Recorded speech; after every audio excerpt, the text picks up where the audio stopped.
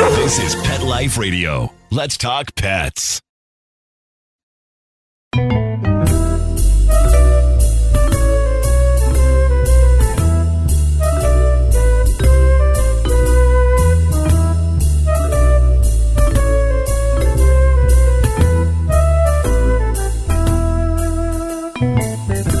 Hello, cat lovers! Welcome to Cattitude. I'm your show host, Michelle Fern. You know those shelter cats that people, kind of look at and think, well, maybe, they might have be blind in one eye or have a smushed up ear like Dennis, or just not the perfect little kitty or cat you were looking for. Well, those cats deserve a loving home too. And Arm & Hammer does something about that. They have a great contest, and we're going to talk today with two of the winners of the most recent contest, and also a wonderful person and a friend of mine, as she's been on Cattitude before, and she knows so much about cats.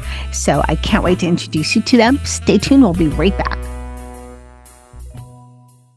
Take a bite out of your competition. Advertise your business with an ad in Pet Life Radio podcasts and radio shows. There is no other pet-related media that is as large and reaches more pet parents and pet lovers than Pet Life Radio. With over 7 million monthly listeners, Pet Life Radio podcasts are available on all major podcast platforms, and our live radio stream goes out to over 250 million subscribers on iHeartRadio, Odyssey, TuneIn, Stitcher, and other streaming apps. For more information on how you can advertise on the #1 pet podcast and radio network, visit PetLifeRadio.com/advertise today. Let's Talk Pets on PetLifeRadio.com.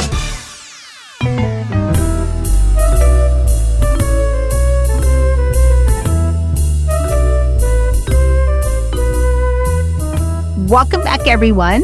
I'd like to welcome Pam Johnson-Bennett, a cat behavior expert, as well as Beverly Pack, who is one of the winners, and Janine Zarate, who is another winner of the Purrfectly Impurrfect Shelter Cat contest that Arm & Hammer just had. So Pam, can you tell us a little bit more about the contest? Sure. During the month of November, Arm & Hammer Feline Generous, they asked cat owners who had adopted cats who are called Purrfectly Imperfect, those shelter cats who get overlooked because of age or appearance or medical condition or misunderstood personality, that they wanted to share their Happily Furever After stories. And they uploaded photos or videos to felinegenerous.com. And the campaign wanted to celebrate those people who have gone above and beyond, to take those chances and to be an inspiration to people, to show these cats are wonderful and easy to adopt and so easy to love. And winners were selected. They selected 5 winners, and the winners received a year's supply of Arm & Hammer cat litter and the shelter of their choice. Each winner got to pick a shelter, and each shelter received $10,000. So it was a total of $50,000, which is to date Feline Generous program's largest single donation. So it's a win-win for everybody. That it is. And we're going to talk with one of the winners right now. Janine, you adopted Buddy. Tell us about Buddy. Oh, Buddy. Tell us about Buddy, and then tell us, then I want to ask you why you decided to choose an imperfect cat, because it definitely makes it a little more challenging as a pet parent, but I know there's, definitely good on the side. But tell us about Buddy. So we actually, as a family, adopted her, I'm going to say almost 12 years ago, because she is 12 years, but we didn't get her when she was a baby. She is a black cat. And so when we went to the shelter and we're looking at the cats, she was one of the few that were still there. And she was actually hiding in the back of her cage. Just all you could see were her little eyes just staring out from the cage. And I just have a soft spot in my heart for black cats. I know a lot of people think that they're just bad omens or whatnot, but I like them. And I was like, we've got to take her home. Didn't know anything about her personality. We just adopted her. She was supposed to be my son's cat. My son was, I think, 3 or 4 at the time. And Buddy decided I was her person. So she ended up being my cat, even though we wanted my son to have that experience of growing up with, at that time, I think she was 6 months. So she wasn't a year yet, but she wasn't necessarily a kitten. So we wanted him to have that experience of having a pet and growing up with a pet. And Buddy decided, nope, I am super attached to Janine. And she has been attached to me since that day. And it's very obsessive. And I forgot how you put it, but a misunderstood personality. She definitely has one of those. Wait, I have to say, I like that term. I like that phrase. I would like to say when I'm having a mood, I have a misunderstood personality. I'm not being, cranky or anything. It's you guys misunderstand me, but I love that. So what about her personality is misunderstood? So wants to be the alpha cat, but she's also very scared of everything. So if anybody comes over to the house, she disappears. She is, and I say this jokingly, but she's like my little stalker. So I could be working in my office and just kind of glance out into the hallway, and she's sitting in the hallway just staring at me. She has to know where I'm at all times, unless she's finally deciding to take a nap. So she's just a little quirky. And she'll deal with other people, but she just wants to be with me 24/7. She wants to sleep with me. She wants to know where I'm at. It's not necessarily like she's a lap cat. She just needs to know where I'm at. And she's always just staring at me. So it's just kind of a joke. If I look up and I see her, she's just eyes set on me. She's all black, little black nose, little black mouth. So you really only see those eyes. So cute. I love that she's obsessed with me and I'm obsessed with her. And I'm sorry that she didn't like my son, but she's mine now and that's okay. They do pick their persons. I mean, yes, Molly was supposed to be my cat, but she's like my husband's mistress. So, it's, can't be jealous of a cat, but, can almost be. Okay, so Beverly, congrats on also being a winner of the Feline Generous contest. You adopted Elvis. Tell us about Elvis. Well, Elvis is a little black kitty also, just like Janine's kitty. I've had Elvis since he was a tiny, tiny baby. I helped foster kitties from our local animal shelter, and when Elvis's mom had her litter of kittens, I brought them to my house to foster them. I said they were very, very tiny, just born, 5 babies. Elvis also has a sister named Priscilla. Imagine that, right? As he was growing, he and Priscilla both were showing signs that they had something that wasn't quite right.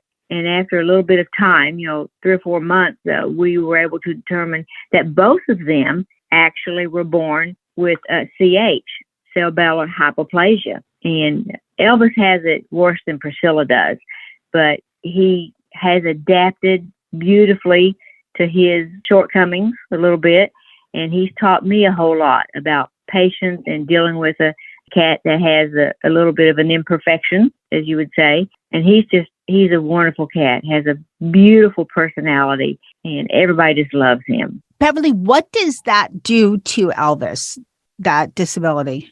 This condition, they're born with it because their mommy contracted probably panleukopenia when she was pregnant, and it stunted the development of the brain in the kittens. So normally their cerebellum isn't fully developed, and so it causes them to have neurological deficiencies. Elvis basically can't control his muscle reactions very well. They're often referred to as wobbly kittens. If you've ever seen any kitties that have that wobbly head or an unsteady walk or run, that's what Elvis has. His condition is, like I say, is probably moderate. He has learned to get up on the furniture by pulling himself up with his front legs because he can't jump with the back legs. So he's developed a lot of upper body strength in his front legs. But when he gets excited and wants to move faster than at a slow walk, he takes off trying to run and his legs just fly out from under him. It's the funniest thing you've ever seen. Thank you so much for telling us about Elvis. I want to ask both of you this, and let's start with Janine. Why did you decide to select an a perfectly imperfect cat when there's so many other cats there? What made you say, I know this cat has, something that makes them imperfect, but I can deal with it? So Janine, tell us first with Buddy, what made you decide to adopt her, even though she has a misunderstood personality? Well, I love that phrase. A lot of it had to do with her being, I really think she was like one or two cats that were in the shelter at that time. And I love cats. So I think if there was any cat there, I might have just taken any cat. But she was there. She was cute. She was a black cat. And again, like I said, just have that affinity towards black cats, and had no clue what her personality was like. So once I got her and I knew what she was like, because it was a little difficult, it was challenging in the beginning because she did not want to be separated from me at all. So at night, she was just waking me up all night long, wanting to, just get love and make biscuits and all that stuff. So there was no way I was going to get rid of her. So I didn't know exactly what she was like when I got her, but I wasn't going to get rid of her when I had her. You just learn to adapt to how that cat is. And it's been fine ever since. I just know that she loves me to death and I love her to death. So there you go. Oh, thanks. Now, Beverly, what made you decide to adopt Elvis, even though he has his condition? Well, since I got him as a tiny baby, he and his sister, I watched them grow up. I watched them learn how to deal with their disabilities, okay? I have always made it a point to take in the least adoptable kitties that are at our shelter. I take in the ones that may not even ever leave the shelter, get adopted, like blind kitties, kitties that have had cancer and had to have a limb amputated, or have medical conditions that are going to require long-term care.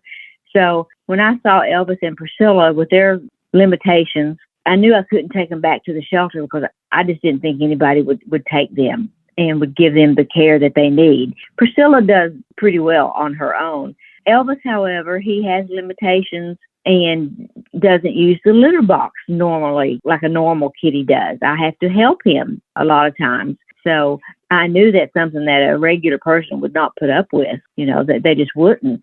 He's kind of like a baby. You have to clean him up after he goes to the litter box, and sometimes I try to help him. He can't stand up when he goes to the litter box. So I go in and I hold him up and to try to help him adapt, to the litter box and to use it as a normal kitty would. Oh. All right, we're going to take a short break. We'll be right back. Molly, here's your dinner. Zeus, that's not your food. Don't let that happen to your precious cat. Elevate your cat's eating experience with the Cat Tree Tray. The Cat Tree Tray keeps your cat's food off the floor and conveniently located on the cat tree. It's the perfect way to eat. It's a beautiful wrought iron tray that easily attaches to your cat tree and keeps dogs and other critters out of your cat's dish. A must for multi-pet households. There's a 6-inch tray for large bowls and a 4-inch tray for smaller bowls. Purchase your Cat Tree Tray today. Go right now to cattreetray.com. That's cattreetray.com. cattreetray.com. Let's talk pets. Let's talk pets On Pet Life Radio. Pet Life Radio. PetLifeRadio.com.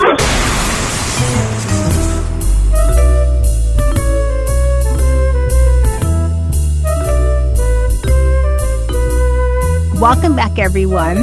We're speaking with the winners of the Arm & Hammer Feline Generous, two of the winners of the Arm & Hammer Feline Generous Purrfectly Impurrfect Shelter Cats, and the two winners were Beverly Pack and Janine Zarate. And we're also speaking with Pam Johnson-Bennett, who's a cat behavior expert. So Pam, first half we talked to Beverly and Janine about their cats and why they chose to adopt Purrfectly Impurrfect cats.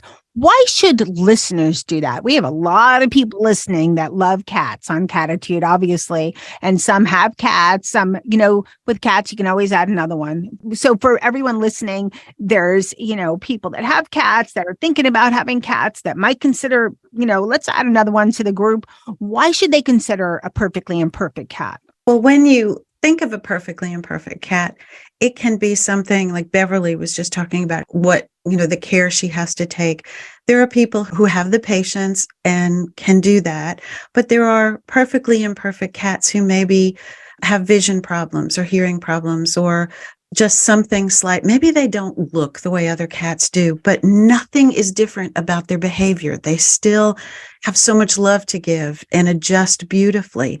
So there's an opportunity to have love. And whether you are looking at a cat who has maybe a misunderstood personality or has a physical disability, or a cat who's older, I think the one thing is just realize, have a little patience and a lot of TLC to let that cat adjust to your home. It may mean it takes a little bit longer for a cat to navigate around and kind of learn and get their bearings, but cats adjust so beautifully. And as Janine so beautifully said before, they may need you initially in the beginning. It may seem as if they're very needy, but then they get very confident and get very comfortable once they realize, almost like they're taking a breath and going, wow, I'm home. And the love that they give is amazing. And I just want to talk a second about misunderstood personalities. People will label cats, that, oh, that's a mean cat. Oh, that's a spiteful cat, or that's an aggressive cat. You don't want to get that cat.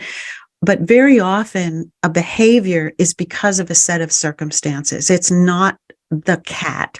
Maybe that cat was not treated well in a previous home, or maybe that cat is just very terrified in the shelter, and so he's reacting defensively. So don't overlook those cats because they've been labeled, quote unquote.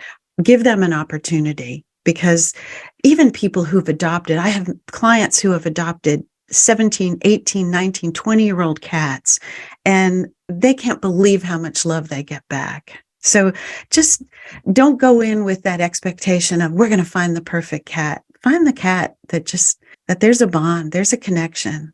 I love that. So Pam, this is a new year. There's a lot of people that have decided, for the new year, getting a cat. What are some tips that they should look for when looking for an imperfect cat, and also where they could find imperfect cats? Well, the first thing is, if you have a family, if you live with other people, you should really sit down and talk about, what are your expectations? What does everybody want? And what is your living situation? Do you have kids? Do you have other animals? So try to make a good match. And will you have, if you're going to take in a cat that has severe physical limitations, do you have the patience to work with that cat? But I think if you go in prepared, the match will be there. It's about a love match. That's what it is. There are so many times people go into shelters looking for a specific cat, and they come out with a totally different cat because that was the love match. So know what your family's expectations are and what your limitations are. Do you have the time? And then the other thing is, let the relationship develop. Don't be in a hurry to, okay, the cat isn't acting the way I expected. A lot of times people may adopt a cat and feel like the cat should immediately recognize what good fortune he has, being in this great home. Just be patient. This is very overwhelming for cats, especially a cat who's maybe been in the shelter for many years. Just let him go at his pace, and you'll see the development, you'll see the trust, and the love and the bond will start there. So be patient, be open, know what your expectations are, and it's going to be a case of who rescued whom. It always is. I love that. What about any tips where people can go? I'm saying this, but I'm thinking they're probably everywhere, for perfectly imperfect cats. Are there certain shelters that are more likely to have them than others? Or is it just go? There's always some imperfect cats in a shelter. We do want to support our local shelters, so the place to start is your local shelter.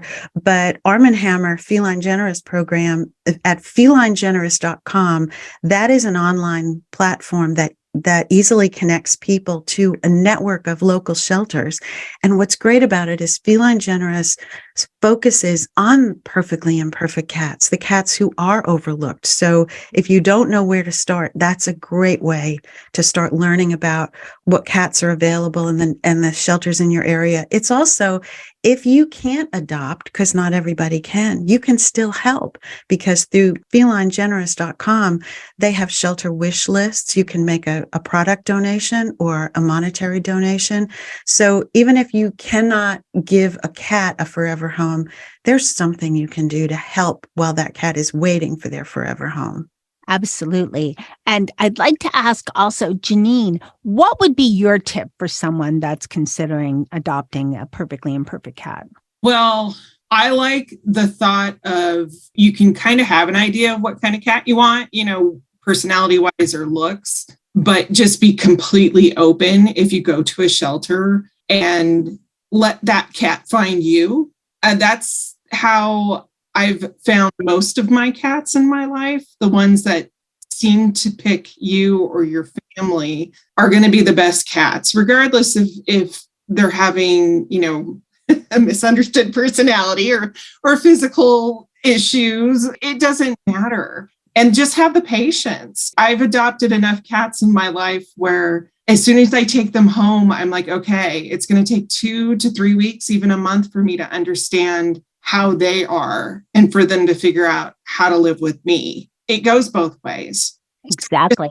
Open mind, let that cat find you, and you'll have a forever friend. Thanks so much. Beverly, what would be your tip? I agree with what everyone has said. I'm the volunteer cat adoption coordinator for our shelter. I help most of the folks who come in to look in adopting a cat. I do ask them basically what they have in mind, what kind of a cat are they looking for, age, size, sex, everything, color even, and let them tell me what they have in mind that they're looking for. And I say, okay, great, got that in mind. I said, but I want you to do one thing for me here in the cat shelter. I want you to leave your heart and your mind open and visit all the cats in the building. And I let them go around to each room and visit all the cats. I said, if you leave your heart and your mind open, the right cat will speak to you. And it may not be anything at all like what you thought you wanted. And 9 times out of 10, I find that most people will end up adopting a cat that is 180 degrees the opposite of what they thought they wanted when they first came in. That's so true. I love that, keeping your heart and mind open. So congrats to both Beverly and Janine for being 2 of the winners of the Arm & Hammer Feline Generous Perfectly Imperfect Shelter Cats contest. Congrats both. So Pam, besides being a spokesperson for the Arm & Hammer Feline Generous platform, you also are a cat behavior expert. Can you share with our audience where they can find out more about you and also more about the Arm & Hammer Feline Generous? I know we touched on it a little before, but why not again? Sure. I can be found at catbehaviораssociates.com. And there are a lot of articles on my website about behavior because behavior is the single most reason cats get relinquished to the shelter, and it's very sad. But I encourage people to learn more about the Feline Generous program by going to felinegenerous.com. And in addition to this wonderful campaign with the donation of $50,000 to the 5 shelters in total, Feline Generous has pledged to do this every year, at least $50,000. So stay tuned for next year. I want to thank everyone so much for coming on Cattitude and sharing your stories. And I am hoping there will be people out there listening that will say, I need to adopt a perfectly imperfect cat too and have that love in my life. So thank you all so much. Thank you. Thank you. Yes, thank you. I hope everybody enjoyed this show, and I hope it gives you some great confidence to go out there, go to your local shelter, find that perfectly imperfect cat and give it a home. The bond can be so rewarding. You have no idea. And thanks to my perfectly imperfect crew, Jethro and Charlotte, Dennis and Molly, and then Nikki the dog. He's very imperfect. You have no idea. Thanks again to my guests for coming on Cattitude. thanks to everyone listening. I appreciate it so much. You can find more Cattitude shows if you want to go to PetLifeRadio.com. All the shows are listed there, episode pages, so you can find some more information about each particular show. You can also find us, of course, on iTunes and Spotify and iHeartRadio. Those are kind of my favorites, especially Spotify. And I want to thank everyone so much for listening to Cattitude and sending me all kinds of great messages. If you want to email, it's Michelle@PetLifeRadio.com, and wishing everyone a wonderful 2023. And then, of course, I could not end the show without thanking my producer, Mark Winter, for making me and my guests sound amazing. So, hey, everyone, thanks again and Happy New Year. Let's Talk Pets, every week on demand, only on PetLifeRadio.com.